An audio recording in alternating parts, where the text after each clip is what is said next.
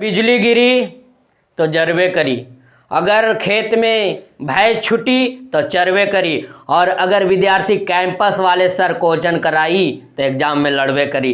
हाँ दोस्तों, तो आज मैं केमिस्ट्री का लघुत्तरीय प्रश्न करवा रहा हूँ, ऐसे सवाल जो एग्जाम में हूबहू आने की प्रबल संभावना है जी। तो ये आपके स्क्रीन पर ये पहला सवाल रहा और आपका सवाल है। तो प्यारे, पहला सवाल है, जरा बताना, इसमें लिखा हुआ है बाबू कि रासायनिक अभिक्रिया लिखें, रासायनिक अभिक्रिया लिखें। इसमें दे रहेगा, अभिकारक दे रहेगा, और उसमें प्रतिफल को भी लिखना है। यहां पर बोला है रासायनिक अभिक्रिया, न कि समीकरण बोला है जी, तो हमें रासायनिक अभिक्रिया लिखें। तो पहला सवाल, इसमें दो सवाल पूछता है एग्जाम में। किस प्रकार पूछेगा? इस प्रकार देखो, जब जिंक सल्फाइड को हवा की उपस्थिति में गर्म किया जाता है, जिंक सल्फाइड को जब हवा की उपस्थिति में गर्म किया जाता है, तो क्वेश्चन ये रहेगा ऐसे। तो इसका सॉल्यूशन कह रहा है कि अभिक्रिया लिखे, तो कैसे लिखोगे? तो जिंक सल्फाइड, तो हम अभिकारक में जिंक सल्फाइड को रख दिए और हवा को रख दिए, ठीक ना। और ये कह रहा है कि गर्म किया जाता है, तो गर्म मतलब हीट के साइन दे दिए, गर्म का साइन दिए, डेल्टा दे दिए, ठीक ना। तो इतना मेरा अभिकारक दिल रहेगा, इससे बनने वाले प्रतिफल हमें लिखने बोलेगा प्यारे। तो जिंक सल्फाइड हवा के साथ अगर गर्म करे ना, तो जिंक ऑक्साइड बनता है और सल्फर डाइऑक्साइड बनता है, सल्फर डाइऑक्साइड बनता है। ये मेरा कहलाएगा जी, ये जो हमने लिखा, ये जो हमने बनाया, ये मेरा अभिक्रिया कहलाएगा। यही अगर जो कहता ना प्यारे कि समीकरण लिखें, तो समीकरण क्या होता है? रासायनिक अभिक्रिया को सूत्र संकेतों द्वारा दर्शाया जाए तभी ना समीकरण बनता है जी। तो इसका हम समीकरण भी लिख दिए ताकि तू कंफ्यूज में ना रहे। लेकिन एग्जाम में प्यारे तुम बस सब अभिक्रिया लिखना, हम इसे विशेष बतलाने के लिए यहां पर मेंशन कर दिए हैं कि अगर जब अभिक्रिया ना लिख के लिखा रहता समीकरण लिखें, तो ऐसे लिखता है जिंक सल्फाइड का सूत्र संकेत ZnS। और अच्छा, हवा में मुख्य रूप से किससे अभिक्रिया करेगा? तो ऑक्सीजन से करेगा जी। और यहां पर बना देगा जिंक ऑक्साइड और सल्फर डाइऑक्साइड। ये मेरा पहला सवाल है, और इसमें दो सवाल पूछेगा। और अगला सवाल पूछा है कि बताइए क्या बनेगा जब कार्बन डाइऑक्साइड गैस को चूना जल से प्रवाहित किया जाता है। चूना जल, चूना जल, चूना जल बोले, बुझा हुआ चूना बोले, इसका सूत्र होता है कैल्शियम हाइड्रोक्साइड होता है, ठीक ना प्यारे, कैल्शियम हाइड्रोक्साइड। यहां पर हम तुमको एक कंफर्म करवा देते हैं कि अगर कैल्शियम ऑक्साइड रहेगा तो कल ही चूना हुआ, और कैल्शियम हाइड्रोक्साइड हुआ तो ये मेरा बुझा हुआ चूना हुआ, और कैल्शियम कार्बोनेट हुआ तो ये चूना हुआ, संगमरमर हुआ, संगमरमर का सूत्र, चूना का सूत्र। तो ये तीन सूत्र याद करके जाना प्यारे, यहां पर ये तीन सूत्र ध्यान ले करके जाना। तो अगर जो बोले कि कैल्शियम हाइड्रोक्साइड और कार्बन डाइऑक्साइड आपस में अभिक्रिया करे तो प्रतिफल में क्या देता है? प्रतिफल में क्या देता है? तो प्यारे, ये दोनों अभिक्रिया आपस में करते हैं तो ये देता है कैल्शियम कार्बोनेट और जल का निर्माण करता है, कैल्शियम कार्बोनेट और जल का निर्माण करता है। तो ये चीज जो हमने लिखा ना, ये चीज जो हमने लिखा, ये मेरा अभिक्रिया है। अगर इसी के सूत्र और संकेत में सूचित कर देना तो ये मेरा समीकरण बन जाएगा। लेकिन आपसे सवाल में अभिक्रिया ही सिर्फ पूछा है जी, तो आप अभिक्रिया तो हमने लिख दिया, लेकिन अगर यही समीकरण पूछ देता ना प्यारे, तो कैल्शियम हाइड्रोक्साइड का क्या हो जाता है? कैल्शियम हाइड्रोक्साइड का सूत्र हो गया कार्बन डाइऑक्साइड हो दिया, और इसी को कैल्शियम कार्बोनेट बनेगा, और यहां पर जल का निर्माण होगा, जल का निर्माण होगा। तो ये हो गया। अच्छा, ये कैसी अभिक्रिया है? तो इसको कहेंगे ऊष्माक्षेपी अभिक्रिया, क्योंकि ये जब अभिक्रिया करता है ना तो ऊष्मा का निर्माण होता है, ठीक ना जी। तो इसी के साथ हम अगले सवाल पे आते हैं। तो अगला सवाल है प्यारे, बड़ा ही आसान और जबरदस्त। ये सवाल है कि वायु की अनुपस्थिति में पदार्थ जलना बंद क्यों कर देता है? 2 नंबर का सवाल, वायु की अनुपस्थिति में पदार्थ जलना बंद क्यों कर देता है? तो इसका जवाब ऐसे लिखना प्यारे, किसी पदार्थ को जलना किसी पदार्थ का जलना कैसी अभिक्रिया है? एक रासायनिक अभिक्रिया है। किसी पदार्थ का जलना एक रासायनिक अभिक्रिया है। उस अभिक्रिया में अभिकारक के रूप में ऑक्सीजन की उपस्थिति अनिवार्य है। किसी वस्तु को जलने के लिए उसको अभिकारक के रूप में क्या चाहिए? ऑक्सीजन अनिवार्य है। जो ऑक्सीजन हम कई भरपाई कौन कर देता है? वायु करता है। क्यों वायु करता है? कि ऑक्सीजन, वायु में ऑक्सीजन मिश्रित रहता है, घुला रहता है। वही ऑक्सीजन को इस्तेमाल में हम अभिकारक के रूप में कर लेता है अगर जो कोई पदार्थ जलाते हैं, क्योंकि वो पदार्थ रासायनिक अभिक्रिया है प्यारे। तो बोलना अर्थात वायु की अनुपस्थिति में पदार्थ जलना बंद कर देगा। ठीक ना? तो ये इसका सही जवाब और सटीक जवाब होगा प्यारे। एग्जाम में ऐसा ही देना, छोटे सवालों के छोटा सा जवाब देना होगा। ठीक ना? तो अब हम अगले सवाल पे बढ़ते हैं। अगला बहुत ही प्यारा सवाल है बाबू, और ये सवाल बिहार बोर्ड में कई बार पूछे हैं जिसका कोई गिनती नहीं है। और सवाल ये बहुत ही आसान है और बार बार पूछता है प्यारे कि बताना प्यारे कि सोडियम को केरोसिन तेल में डुबाकर क्यों रखा जाता है? सब जगह पढ़ा होगा क्योंकि एग्जाम में आता है प्यारे।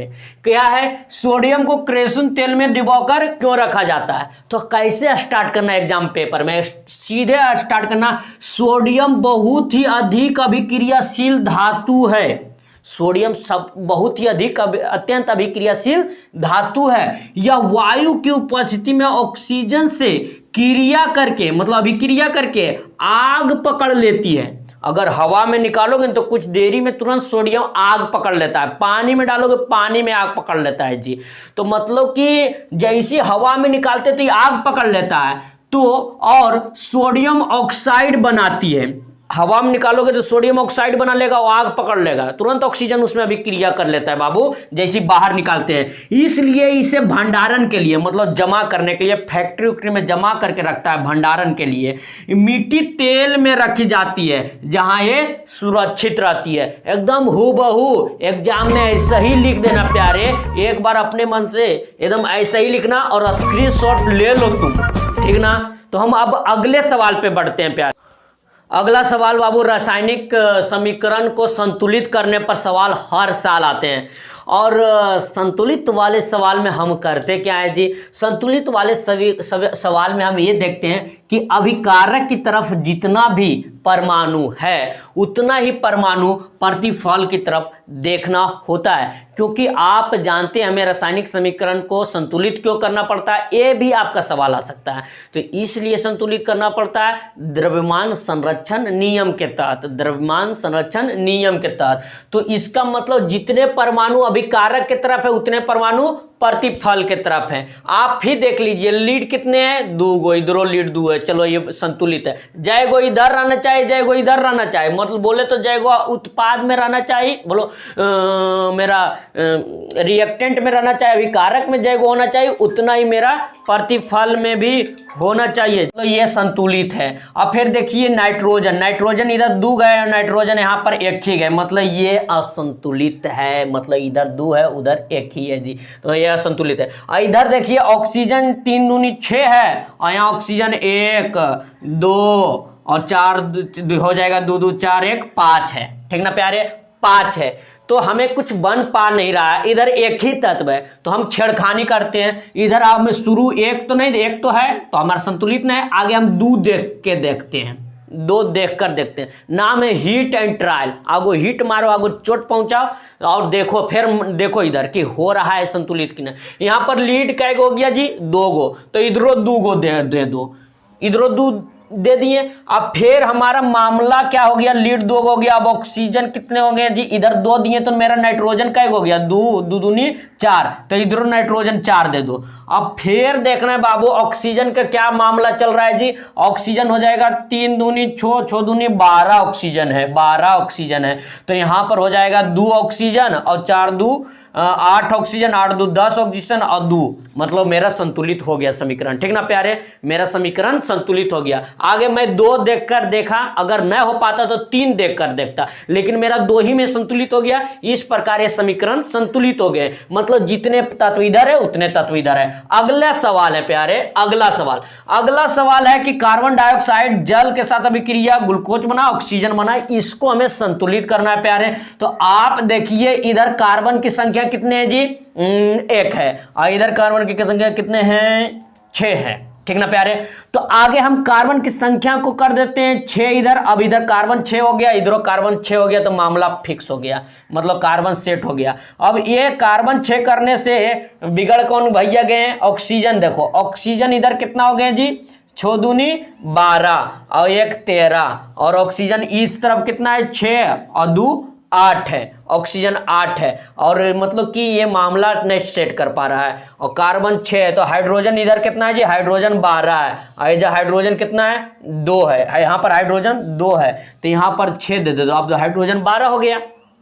अब देखिए जब हाइड्रोजन 12 दिए प्यारे, तो देखते हैं कि ऑक्सीजन, मेरा ऑक्सीजन हो गया 6 दूनी 12 और ये 18 हो गया ऑक्सीजन, और ये 6 हो रहा है, हमें 12 की और आवश्यकता है, तो यहाँ क्यों ना 6 दे दे, तो मेरा 12 हो जाएगा। इधर 12 हो गया प्लस 6 18, मतलब जितना इधर हो गया उतना ही तत्व इधर हो गया। इस प्रकार हीट एंड ट्रायल मेथड से ये भी संतुलित हो गया। अगला सवाल है प्यारे, KClO3 और KCl और ऑक्सीजन, इसको संतुलित करना है। तो यहाँ पोटेशियम 1 है, यहाँ मामला ठीक है, क्लोरीन 1 है, हाइड्रोक्लोरीन 1 है, ठीक है। यहाँ पर ऑक्सीजन देखो 3 गो है, यहाँ ऑक्सीजन 2 है, तो हम कैसे कर सकते हैं इक्वल, तो यहाँ क्या करते हैं 3 और यहाँ 2 है, तो 6 हो बनेगा, तो ये 2 दे दो, तो ये हो गया ऑक्सीजन का है 6, तो यहाँ पर 3 दे दो, तो ऑक्सीजन का हो गया ये जो 6। मामला इसका तो ऑक्सीजन को सेट कर दिए, लेकिन पोटेशियम और क्लोरीन बिगड़ गया, तो हमें यहाँ पर 2 दे देते हैं, 2 गो पोटेशियम और 2 गो क्लोरीन, ये हो संतुलित हो गया, है ना, ये संतुलित हो गया। अब अगला सवाल है बाबू, अगला सवाल है, देखो अगला सवाल में देख रहा है कि सोडियम 1 है, इधर सोडियम 2 है, तो आगू सोडियम के मामला आगू धातु को फिक्स कर लेते हैं, तो सोडियम में 2 और इधर सोडियम 2 हो गया। अब इधर देखिए जी कार्बन क्या है, 1 है, और इधर कार्बन 1 है, चलिए इसका मामला फिक्स है। और देखिए यहाँ पर ऑक्सीजन मेरा कितने हैं, ऑक्सीजन है 2 और 2 4, 2 2 4 है, 2 और 2 4 है, और इधर ऑक्सीजन 3 और 1 4, चलो ऑक्सीजन के मामला फिक्स है। हाइड्रोजन यहाँ 2 है, हाइड्रोजन भी 2 है, मतलब ये भी संतुलित हो गया। इस प्रकार संतुलित वाले सवाल को हम कर लेंगे प्यारे। हम अगले सवाल पे बढ़ते हैं। अगला बेहद ही अच्छा सवाल है प्यारे, और ये सवाल है कि क्या होता है जब लाल तप्त लोहे, मतलब तपता हुआ लोहा पर जल वाष्प को प्रवाहित किया जाता है, मतलब उस पर पानी डाला जाता है, तो क्या होता है। तो बाबू इसका आंसर लिखना, जब लाल तप्त लोहे पर जल वाष्प किया जाता है तो आयरन ऑक्साइड का निर्माण होता है। क्या, आयरन ऑक्साइड का निर्माण होता है तथा हाइड्रोजन गैस मुक्त होता है। जब लाल तप्त लोहे पर ऑक्सीजन, मान लीजिए लोहा एकदम लह लह कर रहा है, अगर पर पानी डालोगे ना तो क्या नाम मिलेगा जी, मतलब कि आयरन ऑक्साइड मिल जाएगा, और प्लस हाइड्रोजन गैस, जो पानी वाला आयनिक टूट कर पानी हाइड्रोजन गैस मुक्त होगा। तो मतलब इसका फेर पकड़ है क्या, समीकरण लिखे, तो समीकरण लिख दिए बाबू। आयरन को जब पानी के साथ लाल तप्त लोहे, मतलब तापमान 570 डिग्री कर दिए हैं, तो इस पर बनते तो आयरन ऑक्साइड और हाइड्रोजन गैस क्या होगा जी, ऊपर उड़ जाएगा, मतलब हाइड्रोजन गैस रिलीज होगा। तो इसको हम संतुलित भी कर लेते हैं, ठीक ना, इस समीकरण को संतुलित कर लेते हैं। तो यहाँ पर आयरन कहेगा बाबू 3 गो, आगो धातु के संतुलित करना प्यारे। आयरन इधर 3 गए, तो इधर आयरन को 3 दे दिए, चलिए आयरन 3 देने से, और यहाँ पर हाइड्रोजन 2 है, चलो हाइड्रोजन 2 संतुलित है। ऑक्सीजन इधर 1 है, ऑक्सीजन इधर 4 है, चलो ऑक्सीजन इधर देंगे तो 4 हो जाएगा, तो ऑक्सीजन 4 हो गया, लेकिन हाइड्रोजन बिगड़ गया, हाइड्रोजन हो गया है 8, तो ये जो हो गया 2 ये है, तो ये 4 दे देते हैं, तो ये संतुलित हुआ। इस प्रकार आज हमको एक 5 बेस्ट सवाल किए जो एग्जाम में आज आने की प्रबल संभावना है प्यारे।